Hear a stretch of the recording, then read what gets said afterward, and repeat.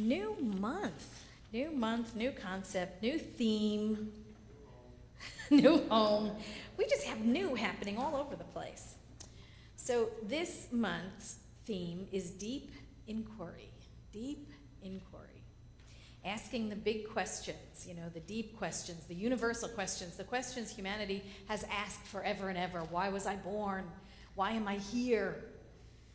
Why ask why? Where's the coffee? The really, really deep, profound questions. And I think that humans have been asking those questions forever, really, haven't they? Been asking those questions since the beginning of time, I believe. I can see people, ancient people, sitting around the fire, right? Can you see them sitting in the dark, trying to stay safe and stay warm and stay alive, in their clans and in their tribes, and wondering the exact same things that we wonder. Why am I here? What is it all about? Why are we here? Why was I born? And religions try to answer that. All different faith traditions try to answer that. Some religions say, we're here to worship God. We're here to serve each other. Some religions say we're here to work off our karma, right? We are here to learn lessons. Philosophies try to answer the questions. We are here to know ourselves, to work out the truth in our own being. We are here to discover who we are.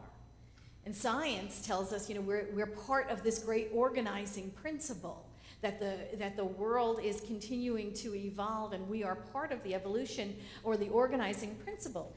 And really, I was trying to look for the quote from Ernest Holmes. Really, it's about, I think, all three of them. I think that's why we come to a tradition like the one we come to, because he says it's really about all of those things. And I can't find the quote, but you know the one I'm talking about. No, it's not here. Anyway, it's about the opinions of philosophies and the research of science and the faith of religion. That's what our faith tradition is. It's really about all of these things. And so Ernest Holmes tried to answer those questions too. Why was I here? Why was I born? And what he did was he synthesized all of these things together, the philosophies, the sciences, the religions, all the great truths of the world, and he brought them together in this faith tradition that we call religious science. But it was all about answering those fundamental questions. Why are we here? Why were we born? Why do we live? Kurt Vonnegut says this. He says, I tell you, we are here on earth to fart around. And don't let anybody tell you different. Antoine de Saint-Exupéry said this, a single event can awaken within us a stranger, totally unknown to us. To live is to be slowly born. And Ernest Holmes said this in The Anatomy of Healing Prayer. He said, I like Sri Aurobindo's thought. He said, we exist for the delight of God. I have never anywhere heard a more beautiful expression for the mystical meaning of creation. He said, we exist for the delight of God. And I think that's beautiful. And I think that is probably true. And I also think we are born because there is one thing, and one thing only, that God cannot do. God cannot stop creating. I think that the divine creative process occurs, and occurs continuously. It will always occur. The energy that we think of as the divine, that energy that has always been and always will be, that is neither created nor destroyed, but is constantly taking on form and abandoning form, that it is eternal, that energy that the universe and everything in it was created by, that energy continues to create. It continues to create. It continues to create and will do so. So going back to the original question, why were we born? Why were we born? I do believe we were born for the delight of God. I do believe the divine creative process continues to outpicture in new forms all the time. It does because it does. The creative power of the universe creates. The divine creates, that's what it does, and we are its creation. We are its creation. I am an outpicturing of the divine. You are an outpicturing of the divine. Spirit thought us into existence. And many religions will tell us that God has a plan for our life. Now, Ernest Holmes didn't really believe that. He did not believe that God has a plan for each one of our lives. He said God has no plan other than the plan we create for ourselves. Ernest Holmes said the divine has patterns. It works in spiritual principles, but it has no plan other than the plan that we have for ourselves. To believe that there is a divine plan, beginning, middle, and end for your life, is to imply a certain type of predestination, which he did not believe in, since we have free will and can make a different choice at any moment in time. So since we have free will, we get to decide for ourselves. And what does the universe say? Yes. The universe says yes. We believe something, we work towards something, and the universe says yes. The universe says yes. And I also don't believe we are here to do one thing and one thing only. Like we only have one goal. I was born to do this one thing. Well, what if you never find out what that is? It's always the deepest, darkest secret on our hearts, and sometimes we don't know what it is in any moment of our lives. Oh, I was born to whatever, whatever. I decide what my dream is, what I was born to do, and then I work toward achieving that. And either I achieve that goal or I abandon it because it no longer suits me, and something else takes its place. What do we do when we achieve a goal? The next goal is the other side of that achievement, isn't it? Then there is the next thing, and the next thing, and the next thing. In How to Be Yourself, Ernest Holmes said this, excuse me, "Personally, I believe that every person is born into the world with a unique spirit. In my own mind, I am completely certain that there is an invisible presence around each one of us, which is a unique incarnation of God and a unique manifestation of the human. And if this is true, then Emerson was right when he said we should learn to take ourselves for better or for worse, but always, as he said, building on the understanding that there is one mind common to all individuals, and every person is an inlet to this mind and may become an outlet to the same. Everyone is born with a deep-seated desire to live creatively, to express freely, to find joy and happiness in living." And so in answer to the question, why was I born? I think that's a beautiful, beautiful reason why we are born. In addition to for the delight of God, we are here to live creatively, to express freely, to find joy and happiness in living, in being alive. I think sometimes we put too much pressure on ourselves to perform, to achieve, to make a mark on the world, to find out what it is we were meant to do, because sometimes we are our biggest mystery, aren't we?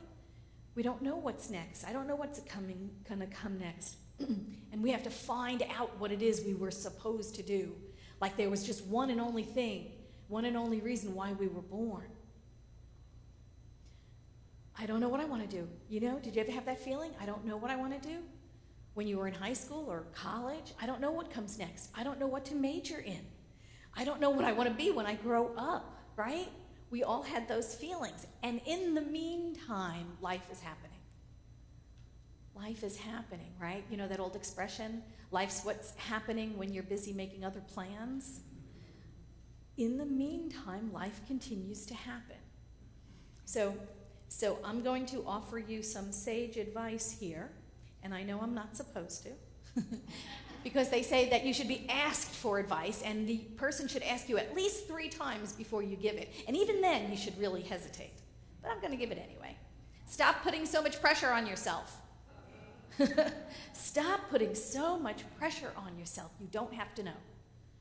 You don't have to know. You have to continue to live. You have to continue to put one foot in front of the other. You have to continue to pray. You have to continue to meditate. You have to continue to listen for the still small voice. You have to continue to direct the law to act on your behalf. But sometimes you don't have to know the long-range picture. And in fact, many times, people have said that had they known where their life was going to take them, they would have run screaming from the room. Because they don't like the long-range plan. If somebody gave you your entire life in one big massive picture all at once, it could be overwhelming and overpowering us. So sometimes taking the next step is all we need to do. You know, we always say with God, we're on a need-to-know basis. And usually we don't need to know. We just need to do the next thing. It's enough sometimes just to know that God is in charge and all is well. God is in charge and all is well. When I was in high school, I was going to be an artist. I was an art major. I became an artist. I sold several pieces. When I was in college, I was going to be a biomedical researcher. And I graduated in biomedical research, and I became a medical researcher. Then I moved to San Diego. I thought I would be a science teacher. So I went to UCSD to get my teaching credentials. Then I got pregnant, and I became a mom. I thought I'd be a practitioner, so I went to school, and I became a practitioner. I became a bookstore manager. I became a practitioner bookstore manager. Then I thought I'd become a minister, and I became a minister. And I thought I would have a portfolio ministry and travel around the country and teach spiritual parenting. Laugh a minute. God is just a laugh a minute. And then I became a senior and a founding minister to Vision. Surprise, surprise. Each phase of my life was a goal at one point. Each of those phases was a goal that hadn't been attained. And then it was. And then when that goal was achieved, what happens? There's another goal. There's another goal. There's a next thing. There's a next thing. So we're not born to do one and only one thing. We're born to do what's in front of us to do. And then we achieve that. And then there's something else to do. Sometimes we have a goal in front of us and we work toward it, and then we realize it's not what we want. And that's not a failure. That's a change. That's a change in plans. That's no longer my dream. Now it's something else. Why was I born? Why was I born? Marianne Williamson said, right? We were born to make manifest the glory of God. And I want to read that statement to you again because I just love it. I think we should all have it in our homes and framed so we can remind ourselves of who we are every day. She said this: our deepest fear is not that we are inadequate. Our deepest fear is that we are powerful beyond measure. It is our light, not our darkness, that most frightens us. We ask ourselves, who am I to be brilliant, gorgeous, talented, and fabulous? Actually, who are you not to be? You are a child of God. Your playing small does not serve the world. There is nothing enlightened about shrinking so that people around you don't feel insecure. We are all meant to shine. We are born to make manifest the glory of God that is within us. It is not in some of us, it is in everyone. And we let our own light shine, we unconsciously give other people permission to do the same. As we are liberated from our own fear, our presence automatically liberates others. This is what we were born to do. Live from our strength, live from our power, live from that purpose that knows of itself as divine. We are here to live from our light. And in doing so, we change the world. We give permission for the people around us to shine also. And we change the world by showing up in it. Just by showing up in it as who we are. So do not play small anymore. You were born for greatness. We were born for greatness. Each and every one of us. We are born with all of the qualities of God within us, wanting to express through us and as us in the world. And yes, life is a grand and incredible, surprising ride sometimes. And sometimes it doesn't all work out the way we plan. But then we make a new plan. I was reading on Greg Braden's blog the other day, and he was talking about life too and not letting life discourage us. And he said this, he said, accept the fact that some days you're the pigeon and some days you're the statue. Always keep your words soft and sweet just because you may have to eat them. Always read stuff that makes you look good if you die in the middle of it.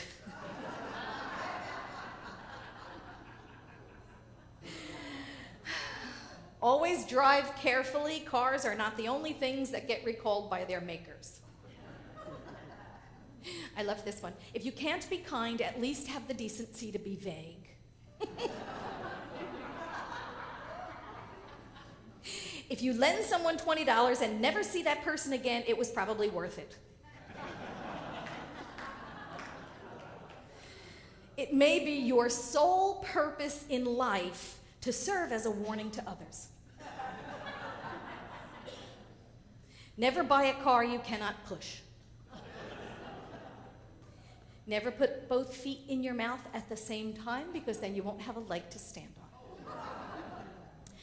Nobody cares if you do not dance well. Get up and dance anyway.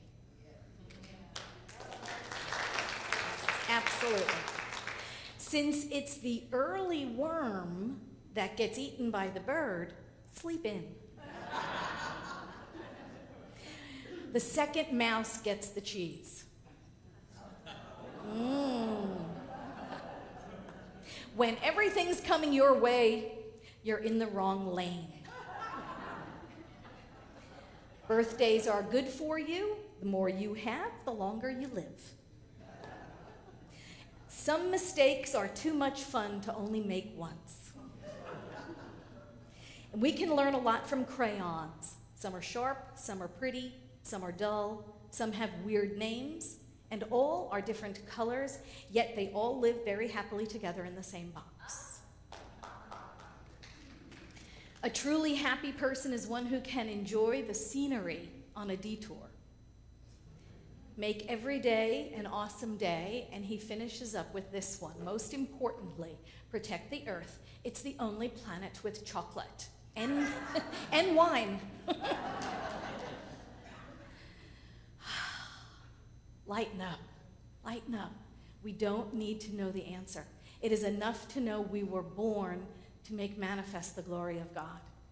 It's enough to know that we were born for the delight of God. It is enough to know that we were born blessed. It is enough to know that we are whole, perfect, complete, just the way we are. And that we pray and that we meditate and we take the next step toward our goal. And we take the next step and we take the next step. And then pretty soon the goal is the achievement. And then we have a new goal. Ernest Holmes said this. He said, I have a method which will work for you in life if you let it. Just learn to forget the past. Forgive yourself and forgive everyone for everything that may have happened. Try to feel that everyone is probably doing the best that he or she can. Come to realize that while you were born into this world through your parents, you are really pure spirit. You are really born out of life itself. And the thing that entered into you when you were born is God, the living spirit.